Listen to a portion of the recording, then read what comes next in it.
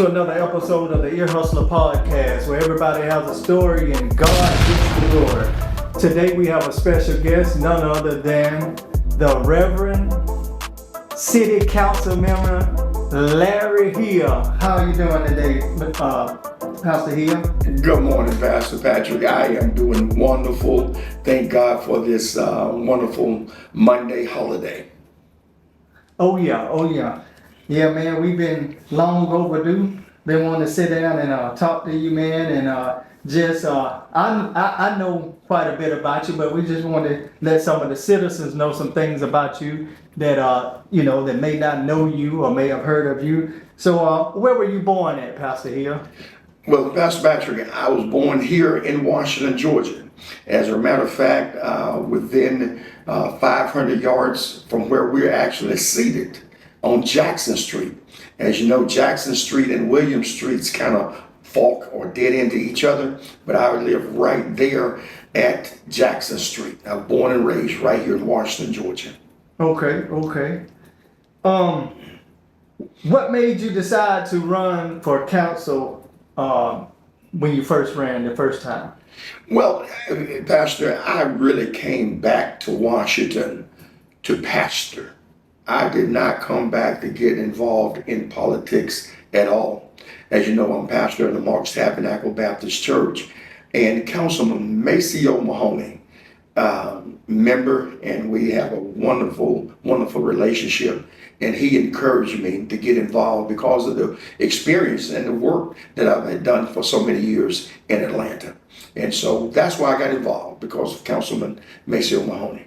Okay. And as of today, how long have you served on the council here in Washington? I'm going into my fourth year as city councilman here in Washington, fourth year. Well, since you've been on the council, how would you describe your relationship with other council members, the mayor, the city administrator, and even the city attorney? Well, Pastor, if you allow me to kind of step back for a moment in terms of the years that I've served on council, and then as well as the previous council members. And so there was one gentleman by the name of Matthew Denard, an excellent young man, council member. He was in District 2, council member District 2. Our relationship was very well. What I mean by relationship, we was able to sit down and talk and negotiate things for district and things for the city, as well as items and things for District 2. Currently, District 2 council members, I have to be very honest, we're not able to sit down and talk in terms of items and issues that impact negatively or positively the city of Washington, as well as the city District 1 of Washington. As you know, most of the issues and hardship lies in District 1. And it has always been my theology or my philosophy that when you a community leader and you need support, you try to sit down and talk and negotiate with council members. But currently, the council members of District 2, all three, were not able to communicate. Now, that's different from the council members of District 1.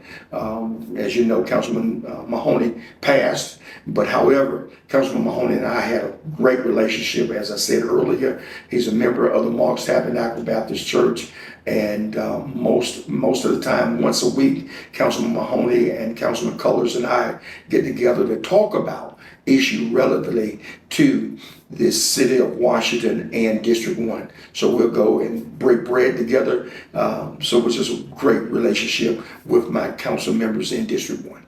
Okay. And your relationship with the mayor? Thank you. The relationship with the mayor, again, there's not a lot of conversation. The mayor has been disappointing to me in terms of not supporting the URA, especially the URA. The mayor many times do not communicate effectively with District 1 council member as I think that he does with District 2. Even with the administrator. Now, Will Long, I got to give it to Will. Will told us when he was coming in is that I have never ran a city before. I don't know anything about running a city. However, if I'm elected or selected, I would do the best job ever. So I have to give Will that. At least he was on it. At least he was honest, yes. Will, anytime I call and make reference to something, a matter, he gets back with me, let me know what is going on, and we're able to push forward on that. So a good communication relationship with our city administrator. Yeah, and then the city attorney, I'm sure with a lot of stuff that goes on in the city, that he's just like a doctor. He's always on call, ain't he? Yes, yes, and you're absolutely right. With the city attorney, that relationship, we're able to call the city attorney. I am able to call the city attorney at all times. And if he doesn't answer, he'll text me back and say, I'm in a meeting, I'll call you back. But he never lets one of my calls go by, a day go by without calling me back and responding. So good relationship for council, because most of the time when I'm calling, it's not just to say, hello, how you doing? No, I want to know what the law says or our policies are about certain matters. So he always get back with me on that. Well, like you just mentioned, you said like the city administrator acknowledged that he never ran the city before. And I know that you as council members, you often go to training. How important is that training? Pastor, as I sit here, and just like it with my pastor hat on for a moment, training as a pastor and learning best practices and what other churches are doing are critical. Training for municipalities and leadership, council members, mayors, and others are so critical. Training that University of Georgia Carl Vinson Institute provide for elected officials, I have just been very much helped in the work that I try to do for the community with that training. And I encourage, and that's one thing Councilman Mahoney as well as Councilman Cullors said from day one, that Reverend Hill, if you're going to be an effective leader here in District 1, you must have training. So I employ and I embrace training every opportunity I get. Okay, that's great. That's great. And I would encourage the others that don't go as regular, they should go too, to come and gather some of those great ideas and bring them back to the city. Yes, yes. And just another thing on that, we're in the city right now, we're talking about training, enhancing our training policy. And when you talk about training policies, we need to know what the best practices and what other cities are doing in terms of training.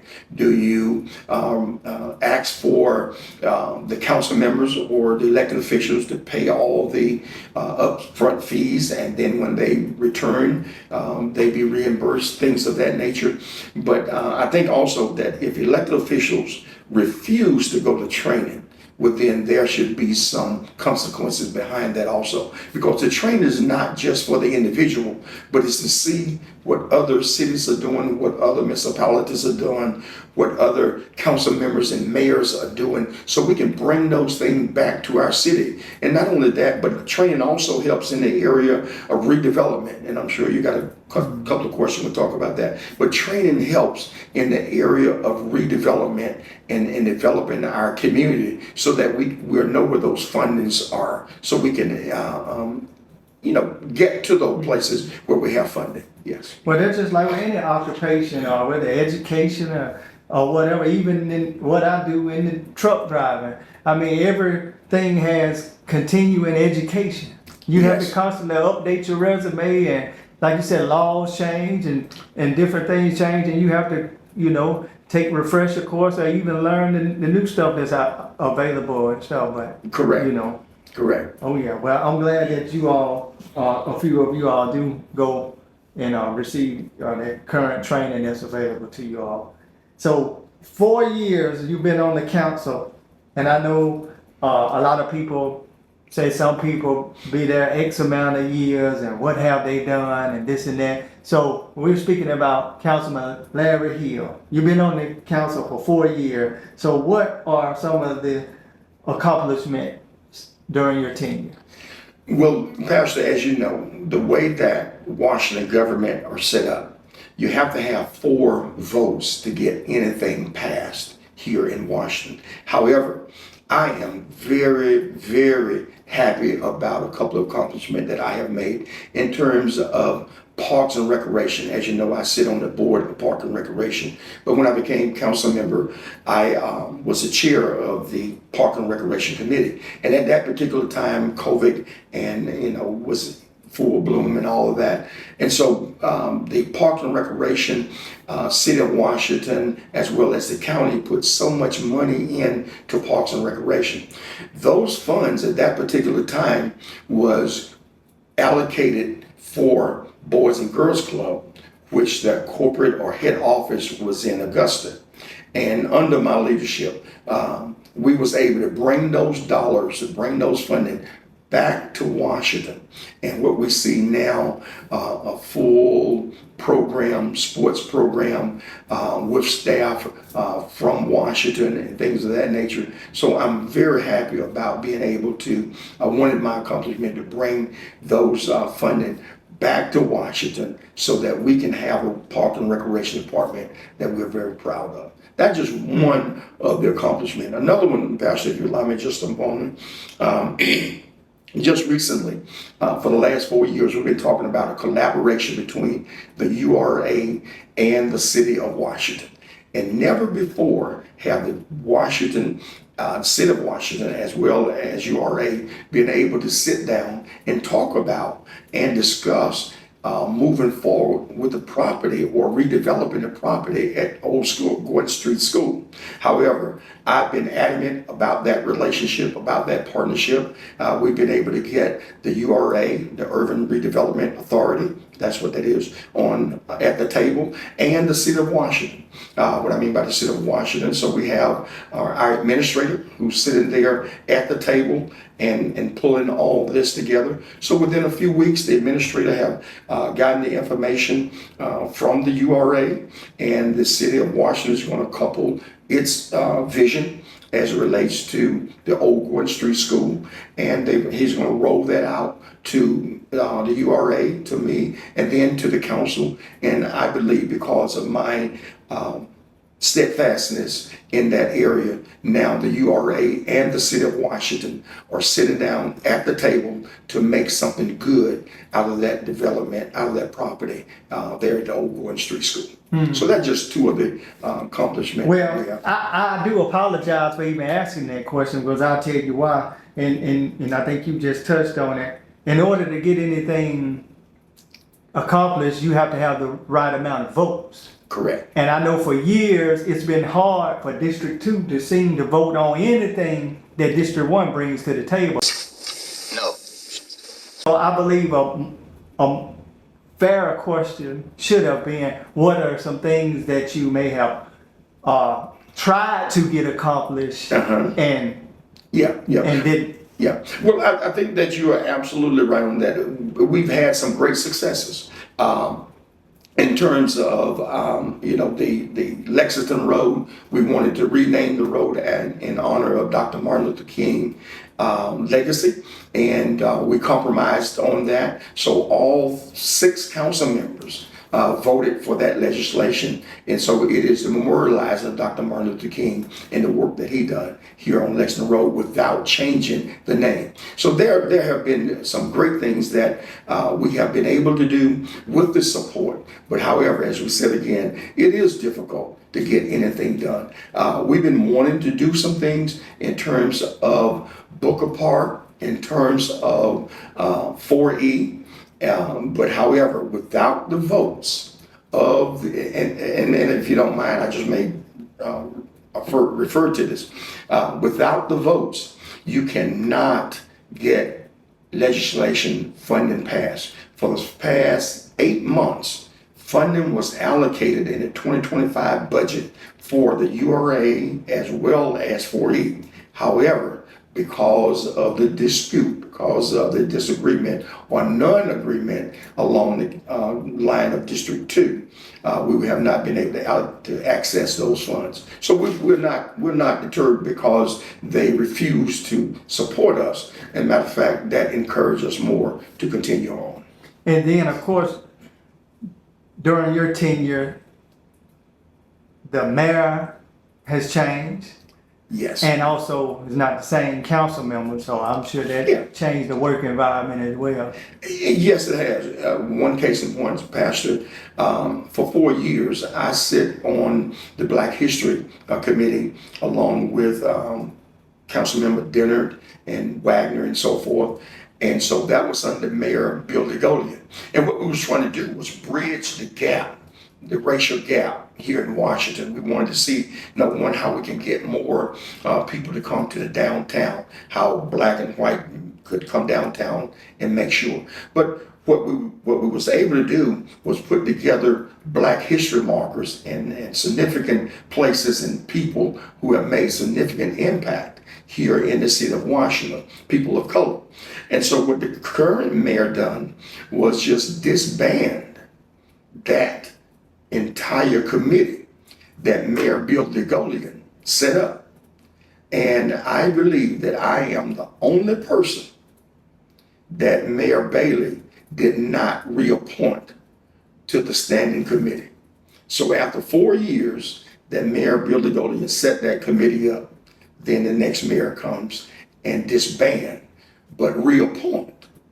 And so it is discouraging. It is discouraging when you see that type of action just out front. You have to call it an ace and a king a king. I know you mentioned that you currently sit on the Park and Recreation Board. Is that correct? Correct. Okay. Yes. What are some other boards that you currently serve on or have served on in the last 4 years? I also serve on the WCCP partnership. That's the Will County Community Partnership Board. They also provide services throughout the city of Washington, the county also, but more so provide services for families and children. I also sit on the Fire and Safety Committee with Councilman Fisher. And also with Councilman Andy, we also sit on it is the Historic Properties. I can't think of the name of the Historic Properties Committee. So those are the 4 boards that I sit on. Well, let's get out of Washington just for a minute. Lifelong, just tell me some of your leadership experience. Well, as you know, as I said earlier, I was born here in Washington, Georgia. My father passed in 1969, so I went to Atlanta, moved to Atlanta with my older sisters and brothers, and there finished up at Turner High School and started in community service and so forth.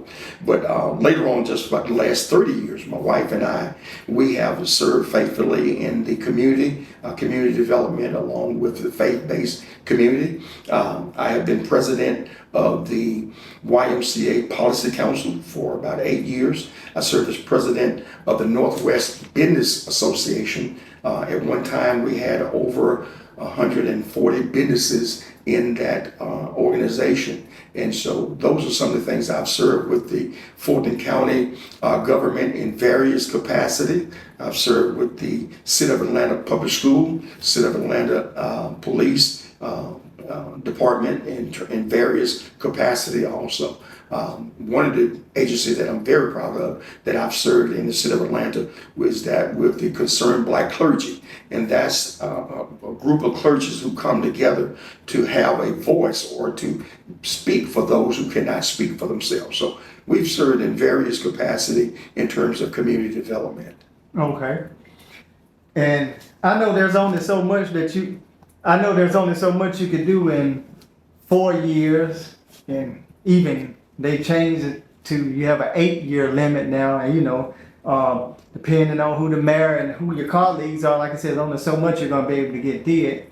But with all your expertise and knowledge, I'm sure you haven't accomplished everything that you would like to see for this city, in 4 years. And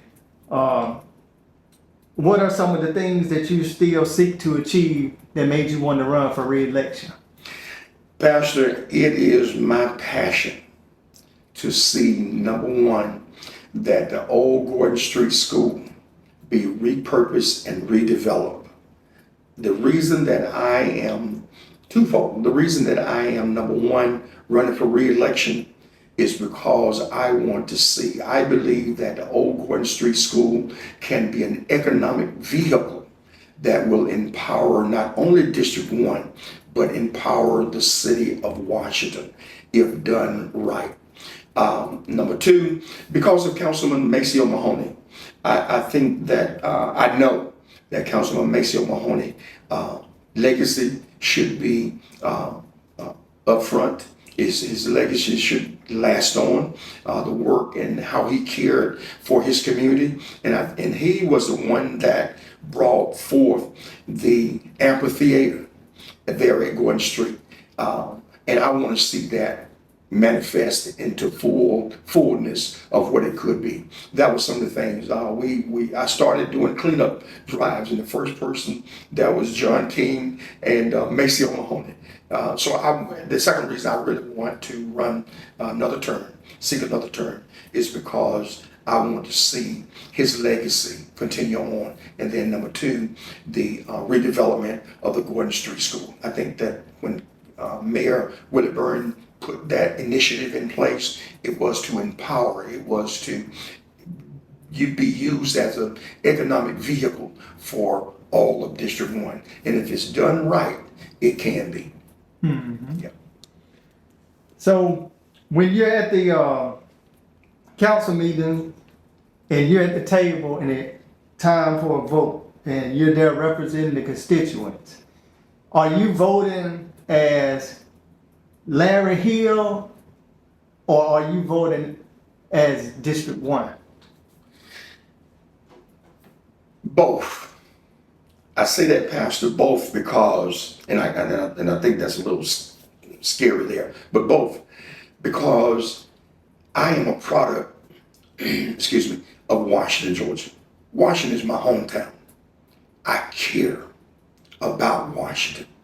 I care about the advancement of my district. So number one, I'm voting Larry Hill as a native, as a son of Washington. And then number two, I'm voting as a representative of the constituents that put me in office.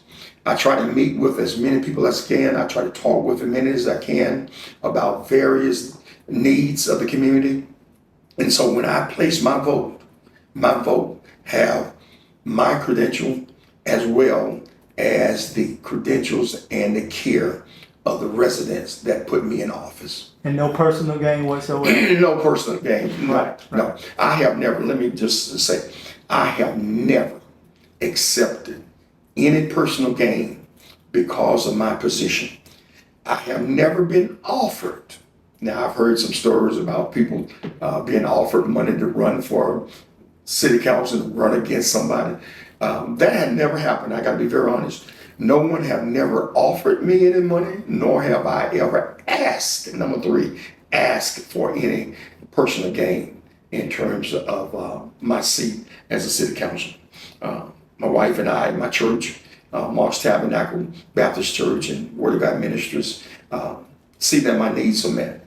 And so, no, I do not and have not and will not accept any gain for my vote or my seat at the council table. Yeah, you have to be passionate about it, even serve on the council, because like you said, it's definitely not for the income. Yes, mm-hmm. Yes. Pastor, you're so right about that. I think, as a matter of fact, I don't even count anymore. I know it's under $130 a month. Mm-hmm. Councilman Maceo Mahoney looked at me one time. He said, Pastor, are you sure you want to continue doing this? Now, he pulled me into it. Mm-hmm. But when he saw my salary, he said, are you sure you want to continue doing this? And so he would pay for my meals when we go out to eat and all of that. But no, you're right. Not for the money. It's for the passion. Mm-hmm. And so the passion that I have as a native son of Washington, as well as the constituents that I serve. Many of the people that I know that when I was growing up, Miss Gartrell and others, Miss Moot and others, those people that I really serve for. Those are the ones that I serve for. Mm-hmm. So this election will be held in November. This coming up election, I will not be a candidate in the special election, but I am the candidate in the November general election, yes. And how many council seats are going to be up for election during that election? There will be 3 council seats up for election. District 2, I believe there'll be 1. And then, as you know, we alluded to earlier, Councilman Colors will not be able to run again because of the law that's been put in place. You can only run 2 consecutive 4-year terms now. So he will not be eligible to run for city council this term. He has to sit out a term. And then the seat that I currently sit in. So I will be selecting, I will be running again to be the senior councilman here in Washington, Georgia. Okay. Well, again, Pastor Councilman Hill, I appreciate you taking time to sit down with me today and try to get this information out to the people. And if anything got in touch, I know you are an open door and an open book. If somebody had some concerns that they wanted to get in touch with you about, how could they get in contact with you? Well, people can always reach me at my email address is City of Washington Hill, ALHill at WGA.gov. And then you can also reach me at my personal email address. That's ALHill4480 at bellsouth.net. You can always reach me, and I'll be more than happy to have any kind of conversation that they desire to have. Okay. Well, again, thanks, Pastor, and we'll continue to pray. We'll continue to pray for you during this election, and that you have success as long as for the success of the city of Washington. Yes, and I'd like to say to you, Pastor Patrick. I call you PP the other day. I tell them like this, it don't matter what you call it, just as long as you call it. Right, yeah. And I want to thank you. Mm-hmm. You know, you've been steadfast. You've had different people and did interviews, but you've been steadfast in making sure that the facts are correct when you put information out. So I want to thank you for that. And thank if you so don't, much. And I know I said we were done, but I just want to throw this in here, and we ain't got to go into detail. Yes. But I can remember that me and you had a little history back in the day that we didn't see eye to eye on some things. Right. But you know what? We did what I don't see a lot of people, especially young men, do now. Mm-hmm. Is come together as men and talk things out. Yes. And I'm glad you brought that up. You're absolutely right. You are son of Mark's Tabernacle Baptist Church. And I was raised by Dr. R.B. Hawk, a pastor up in Clark County, but he was at the first Mount Pleasant Baptist Church. That's where I first joined. But he taught me these things. So you never hinder a person, especially a young minister. You always try to pick them up. And it has been my aim ever since I've been in ministry to help people get to the place where they feel God is propelling them to go. And so you're absolutely right. You was at Mark's Tabernacle. We didn't see eye to eye. However, here we are today. And one of the things we're able to do is discuss it. That's what I appreciate about you. Not only will you talk to me, but you'll listen. And not only will I talk, I listen to you. Well, y'all know the pastor, we had to close about 3 times before we showed up closed. You got 2 of them here today, but we gone this time. All right, then, thanks again, Pastor. Thank you so much.